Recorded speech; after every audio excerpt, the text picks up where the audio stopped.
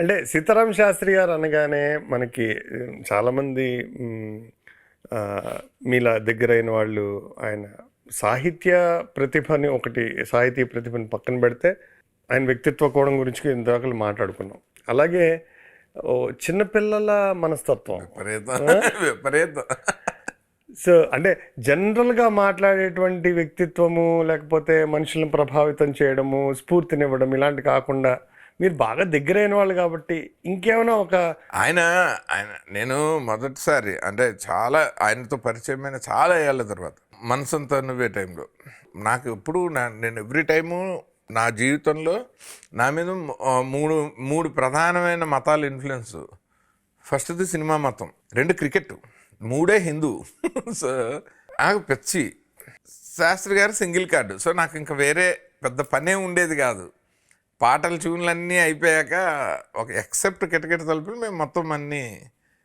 So ఆ టైంలో ESPN అని కంప్యూటర్లో క్రికెట్ బాగా పాపులర్.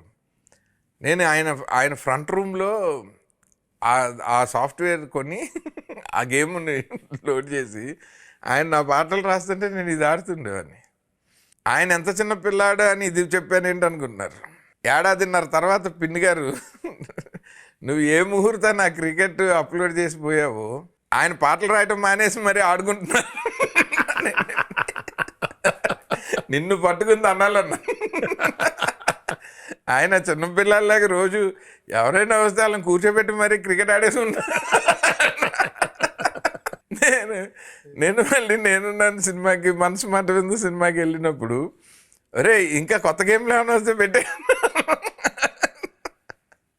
అదే ఆయనకి కొంచెం ఒంట్లో బాగాలేదని మన యోగి సాయి చెప్తే ఆఫీస్ నుంచి కింద ఇల్లే కదా అలా గబుక్కుని వెళ్ళాను. వెళ్తే హాల్లో ఉన్నారేమో పలకరించేసి వెళ్ళిపోదాంలే, పోనీ డిస్టర్బ్ చేయద్దు. ఆయన బెడ్రూమ్లోకి రమ్మను. ఓ డమాల్ డిమేలని సౌండ్లు. నేను వెళ్తే ఆయన పడి నవ్వేసుకుంటాడు. నేను వెళ్ళి ఒంట్లో బాగాలేదన్నారు. అంటే ఏది ఇక్కడ దాకా మనం సినిమాల్లో షార్ట్ పెడతాం కదా, జ్వరం వస్తే ఇక్కడ దాకా రగ్గు, పక్కనే రస్కులు, మందులు. ఎగ్జాక్ట్ అదే విజువల్ టీవీలో ఎప్పుడో నా చిన్నప్పుడు శివాకా ఇన్సాఫ్ అని జాకీ షరఫ్ యాక్షన్ సినిమా ఆయన.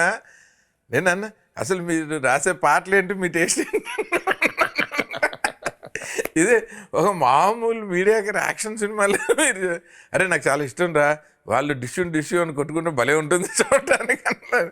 అసలు ఆయన ఎంత చిన్నపిల్లల్లో ఎంజాయ్ చేస్తారు. బేసిక్గా మనస్సులో కల్మషం లేని వాళ్ళందరూ పిల్లల్లాగా అనిపిస్తారు మనకి. యాక్చువల్లీ వాళ్ళు దేవుళ్ళు కూడా అని మనం తర్వాత రియలైజ్ అవుతాం. పిల్లలు దేవుడు చల్లని వారే అంటారు. ఆయన అసలు ఎంత నిష్కల్మషంగా ఆయన నవ్వితేనే తెలిసిపోతుంది అసలు ఎంత పసిపిల్లలాగా. ఆయన జోకేసినా మనం జోకేసినా ఆయన ఒకలాగే ఎంజాయ్ చేస్తాం. అది చాలా గొప్ప, అంటే ఒక గొప్ప క్వాలిటీ అది. కరెక్ట్. అందులో ఏమి భేషజాలు ఉండవు. అండ్ మనుషుల్ని జడ్జి చేయకపోవటం, అందరినీ సమానంగా ప్రేమించటము, వాళ్ళు ఇంకా తప్పులు చేసినా బ్లండర్స్ చేసినా అది వాడంతే అనుకోవటమే తప్ప వీడిలాగా అని ఒక్కరు. ఆయన అసలు నా జీవితంలో మేమిద్దరం మాట్లాడుకుంటున్నప్పుడు 3వ వ్యక్తి పేరు ప్రస్తావనలోకి రాలేదండి. ఇప్పుడు కూడా నేను వెనక్కి తిరిగి ఆలోచించుకుంటే ఒక్క వ్యక్తి గురించి కూడా రాలేదు. అంటే 1 సింగిల్ పర్సన్. అది ఎంత కష్టం. ఆయనకి నాకు ఉన్న కామన్ కాంటాక్ట్స్లో నాకు పడిన వాళ్ళు ఉండొచ్చు, ఆయనకు పడిన వాళ్ళు ఉండొచ్చు. అసలు 3వ వ్యక్తి పేరు కూడా రాకుండా అసలు ఒక జర్నీ అన్ని సంవత్సరాలు ఎలా జరుగుతుంది? ఇంపాసిబుల్. అది ఆయన ఏదైనా నాతో షేర్ చేసుకోగలిగినంత చనువు ఉండి కూడా. చాలా బాగుంది సార్.